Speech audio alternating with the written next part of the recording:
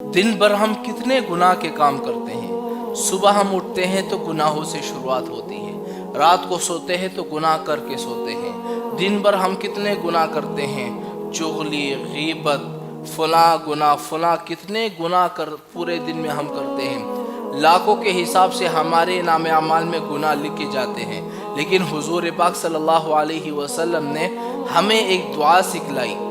वो दुआ कौन सी है कि जो बंदा इस दुआ को रात को सोने से पहले सिर्फ 3 मरतबा पढ़ ले, अल्लाह ताला उसके सारे गुनाहों को माफ कर देगा।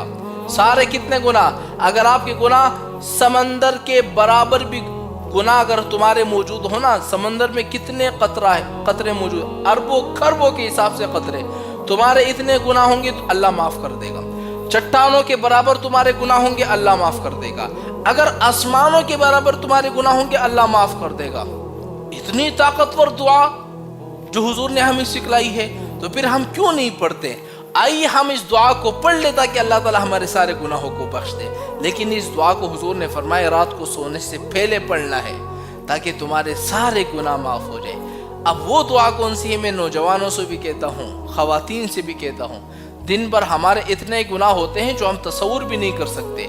इस दुआ को पढ़ लो ताकि तुम्हारे सारे गुनाह माफ कर दिए जाए। वो दुआ कौन सी है? अस्तगफिरुल्लाह अल्लज़ी ला इलाहा इल्ला हुवल हय्युल क़य्यूम व अतूबु इलैह।